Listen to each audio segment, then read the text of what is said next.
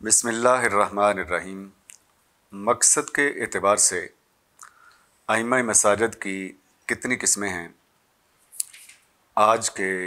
Video کے اندر ہم اس پر گفتگو کریں گے۔ لیکن اس سے پہلے یہ جاننا ضروری ہے کہ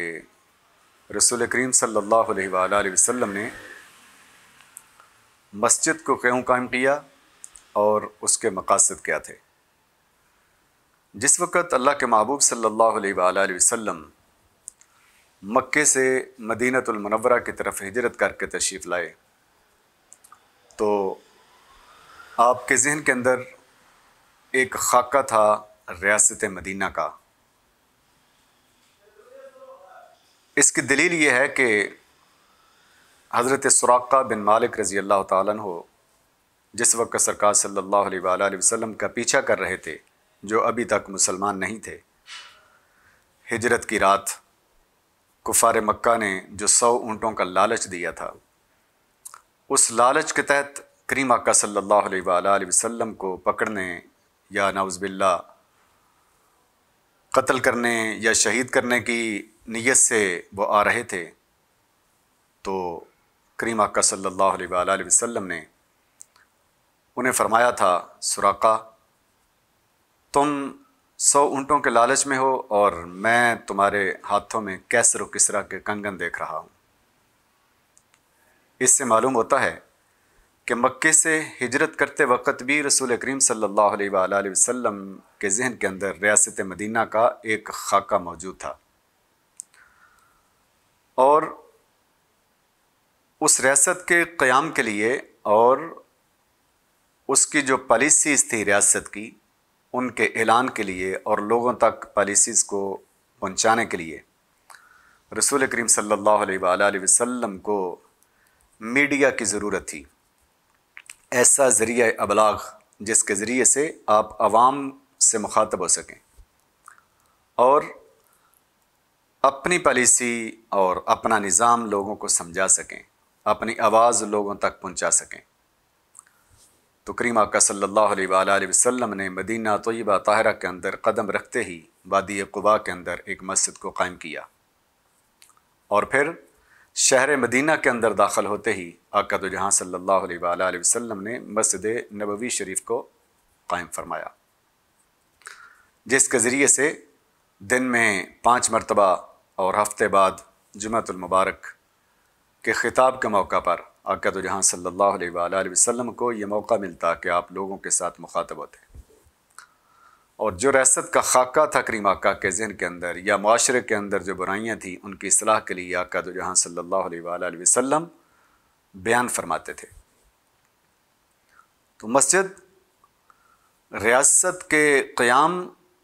اور ریاست کے دوام کے لیے ذریعہ ابلاغ اور میڈیا کے طور پر کام کرتی تھی۔ اتنے بڑے میڈیا سینٹرز کائنات کے اندر آج بھی نہیں ہیں جتنے رسول کریم صلی اللہ علیہ وآلہ وسلم نے 1450 سال پہلے قائم فرما دیے تھے۔ آپ کو کسی ملک کے اندر 4 5 6 پوائنٹس کے اوپر میڈیا سینٹر ملے گا، لیکن مسجد کی صورت کے اندر رسول کریم صلی اللہ علیہ وآلہ وسلم کا قائم کیا ہوا میڈیا سینٹر آپ کو ہر گلی اور ہر محلے کے اندر ملے گا۔ اس پر کبھی تفصیل کے ساتھ پھر بات کریں گے، لیکن سر دست اتنی بات ذہن کے اندر رکھیں کہ ریاست جو نظام دینا چاہتی تھی اور جو لاز اور اصول و ضوابط اور جو آئین لوگوں تک پہنچانا چاہتی تھی، اس کو لوگوں تک پہنچانے کے لیے اللہ کے محبوب صلی اللہ علیہ وآلہ وسلم نے ریاست کو قائم کیا، اور اس کا پیغام پہنچانے کے لیے مسجد کو قائم کیا، اور مساجد کے اندر پھر ائمہ کا انتخاب اور ان کا تعین کیا۔ وہ امام ریاست کا نمائندہ ہوتا تھا، اور وہ ریاست کے نمائندہ ہونے کی حیثیت سے تنخواہ وصول کرتا تھا، لیکن مسجد کے امام اور خطیب ہونے کی حیثیت سے وہ تنخواہ نہیں لیتا تھا۔ یہی فرق ہے آج کی مسجد میں اور اس دور کی مسجد کے اندر۔ تو ریاست کا نمائندہ خواہ وہ اس دور میں خلیفۃ المسلمین ہو یا گورنر ہو یا کسی بڑے عہدے پر ہو، وہ بذات خود مسجد کا امام اور خطیب ہوتا تھا تاکہ وہ ریاست کے قوانین لوگوں تک پہنچا سکے۔ آج بھی فقہ کی کسی کتاب کو اٹھا کر دیکھ لیں آپ کو جو ہے وہ امامت کی دو قسمیں ملیں گی، امامت صغریٰ اور امامت کبریٰ۔ امامت کبریٰ سے مراد ریاست کا خلیفہ ہے، خلیفۃ المسلمین، اور امامت صغریٰ کی سیٹ پر بیٹھنے والا وہ امام مسجد ہے۔ اس سے یہ پتہ چلا کہ امامت صغریٰ یہ امامت کبریٰ کی ریہرسل کے طور پر ہے، یہ مشق ہے اور ریہرسل ہے۔ امامت صغریٰ مسجد کا مصلی یہ ریاست کو چلانے کی ریہرسل تھی، تاکہ یہاں پر کھڑا بندہ اتنا قابل ہو سکے کہ وہ ایک ریاست اگر اسے چلانی پڑے تو وہ پوری ریاست کو چلا سکے۔ امامت صغریٰ اور امامت کبریٰ کا یہ تصور تھا۔ اگر مقصد کے اعتبار سے میں ائمہ مساجد کی تقسیم کروں تو سب سے اعلیٰ اور سب سے برتر اور سب سے بہترین قسم کے ائمہ حضرات وہ ہیں جو دین کو غالب کرنے کی نیت رکھتے ہیں۔ ان کا مطمع نظر یہ ہوتا ہے کہ ہم نے دین کو غالب کرنا ہے۔ ان کی نیت، ان کا مشن، ویژن یہ ہوتا ہے کہ ہم نے دین کو غالب کرنا ہے۔ اگر اس اعتبار سے ائمہ مساجد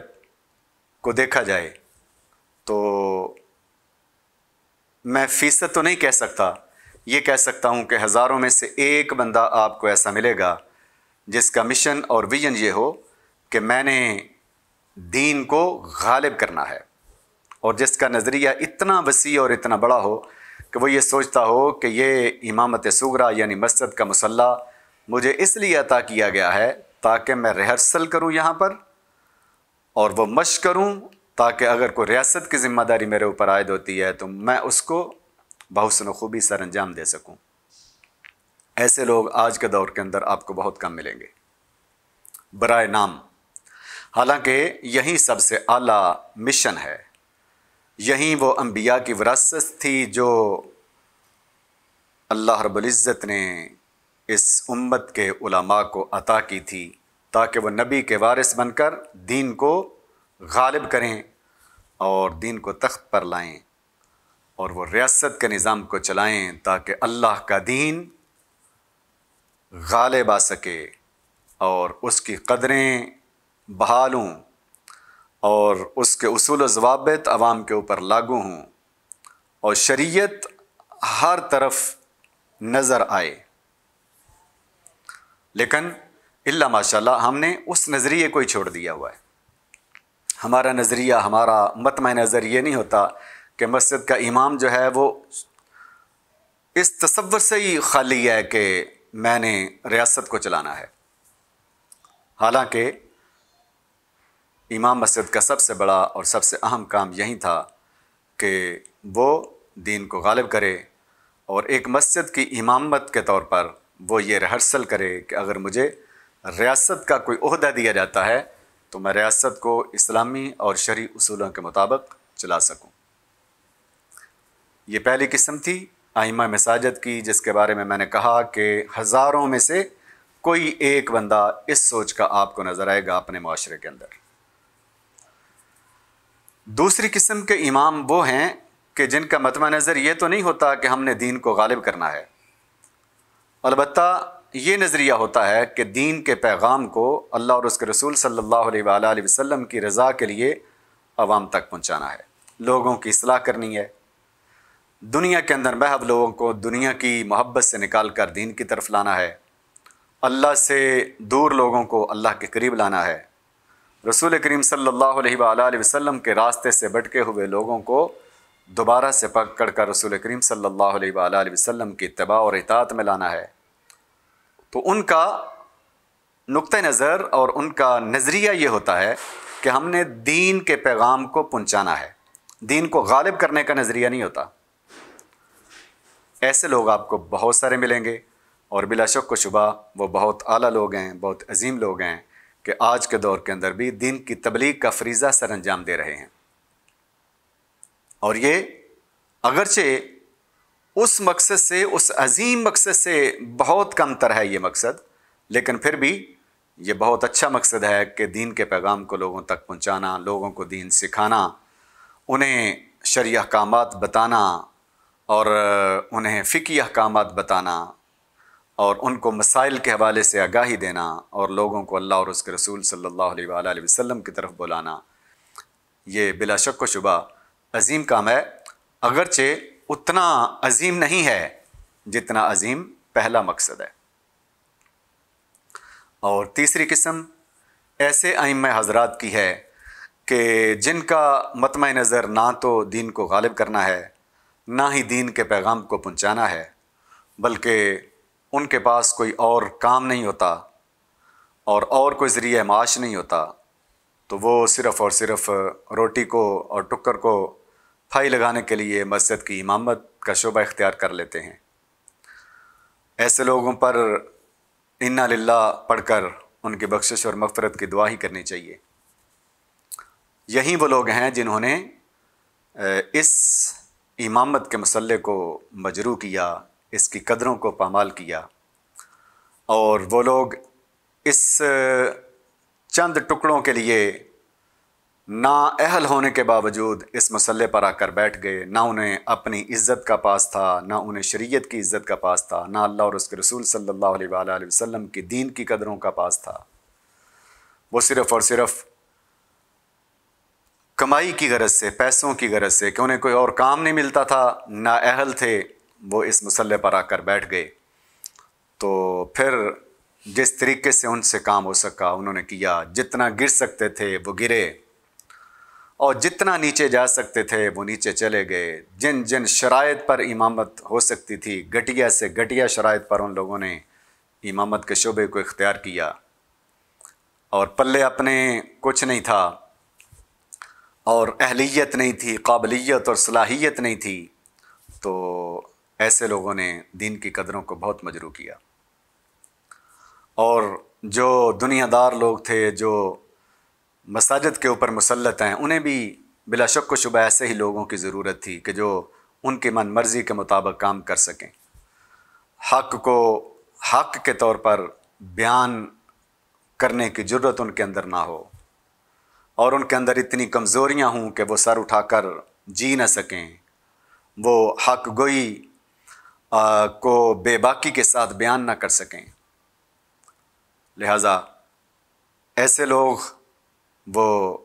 دین کی عزت کو بھی انہوں نے پامال کرنے کی کوشش کی، اور دین کی قدروں کو بھی پامال کرنے کی کوشش کی۔ اپنی نااہلیت کی وجہ سے، عدم صلاحیت کی وجہ سے انہوں نے دین کو داغدار کیا،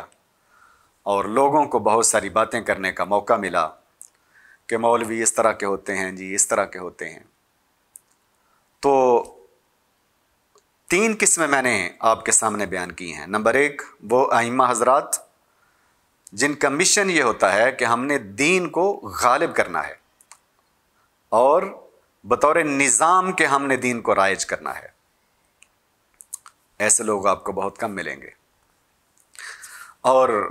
دوسرے قسم کے وہ لوگ ہیں جو دین کی تبلیغ کا فریضہ سر انجام دیتے ہیں، یعنی وہ ریاست کے نمائندے کے طور پر نہیں، بلکہ وہ ایک مبلغ کے طور پر کام کرتے ہیں کہ دین کا پیغام جو ہے وہ لوگوں تک پہنچ سکے۔